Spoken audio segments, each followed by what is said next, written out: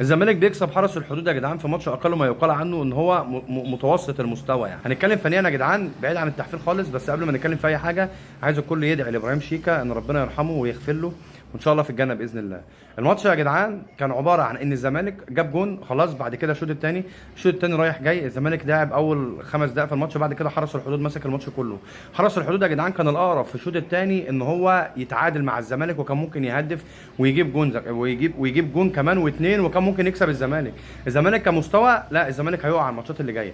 مش بتكلم على الزمالك بس ان هو هيقع بس، لا، الاهلي برضو لو فضل بنفس المستوى ده هيقع في ماتشات جايه، انت فاهمني. فانا شايف ان الفتره الاخيره مستوى الاهلي ومستوى الزمالك متراجع، ولكن الاهلي عنده نجومه اللي تعرف تسنده، عنده المدرب لو فاق شويه واللاعيبه فاقت شويه هيرجع لمستواه وهيكسب، وان شاء الله هو كده كده هيبقى مركز ثاني في الدوري، الا لو بيراميدز وقع. ولكن الزمالك يا جدعان في الفترة ديت في حالة لا يرثى لها بأمانة. يعني احنا بنتكلم فنيا.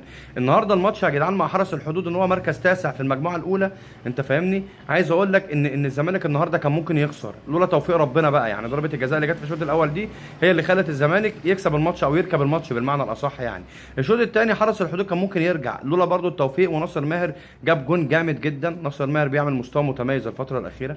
فأنا بالنسبة لي يا جدعان الفرق النقطتين اللي بين الأهلي والزمالك دول سهل يتعوضوا. ايوه سهل يتعوضوا. الزمالك ممكن يلعب دوري ابطال افريقيا، ايوه ممكن يلعب دوري ابطال افريقيا.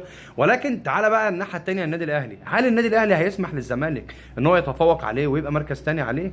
استحاله. انا بقول لك استحاله. حتى لو مع كولر، حتى لو بيتدربوا مع مدرب درجه ثانيه، استحاله الاهلي هيسمح ان الزمالك هو يلعب كونفدراليه دوري ابطال افريقيا والاهلي كونفدراليه. الماتش يا جدعان النهارده كان مستواه متوسط جدا. ابرز حد في الشوط الاول كان فتوح.